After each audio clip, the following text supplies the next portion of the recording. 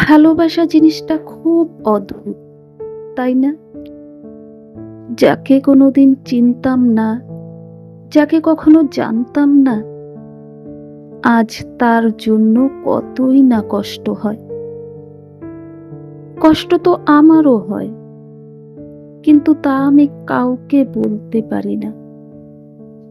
চিৎকার করে কাঁদতে আমারও খুব ইচ্ছে করে, কিন্তু তা আমি কখনো পারবো না। কারণ আমার কষ্টগুলো বোঝার মতো কেউ নেই। তোমার সাথে দেখা স্বপ্নগুলো আজ একা ভাবতে খুব কষ্ট হয়। কষ্ট পেতে জন্ম আমার, সুখ পেতে নয়। তাই তো সবাই আমার সাথে করে অভিনয়। হঠাৎ একদিন হারিয়ে যাব, কেউ পাবে না খোঁজ। বেঁচে আছি বলেই কি সবাই কষ্ট দেয় রোজ? কষ্টটা খুব বেশি মনে লাগে যখন আপন মানুষগুলোই কোনো না কোনো কারণ ছাড়াই অবহেলা করে। দিন শেষে কষ্টটা তারাই পায় যারা কাউকে মন থেকে সত্যিকারের ভালোবাসে। আর এটাই বাস্তবতা। বাস্তবতা কি জানেন? যারা হাসি খুশি থাকতে পছন্দ করে, কষ্টগুলো বারবার তাদের কাছেই ছুটে আসে। এটা ভাগ্যের নির্মম পরিহাস। কিছু হারিয়ে গেলে যতটা না কষ্ট হয়, তার চেয়ে বহু গুণ বেশি কষ্ট হয় কেউ বদলে গেলে।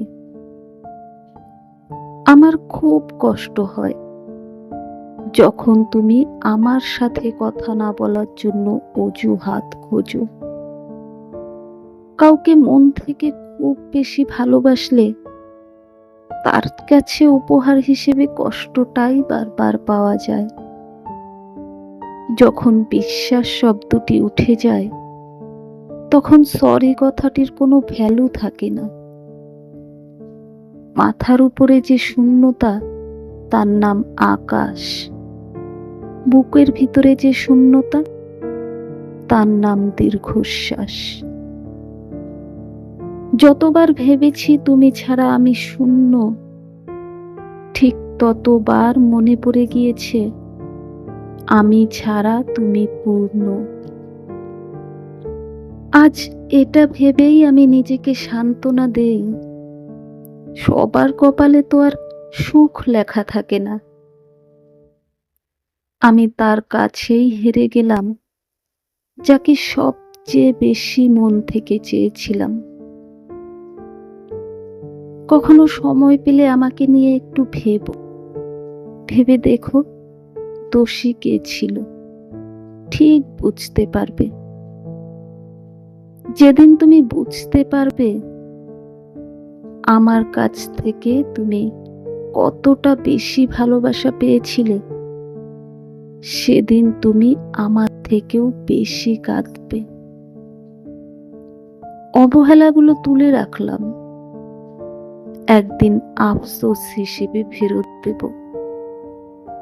যারা মন থেকে ভালোবাসে, তাদের ভাগ্যে উপহার হিসেবে শুধু কান্নাই থাকে।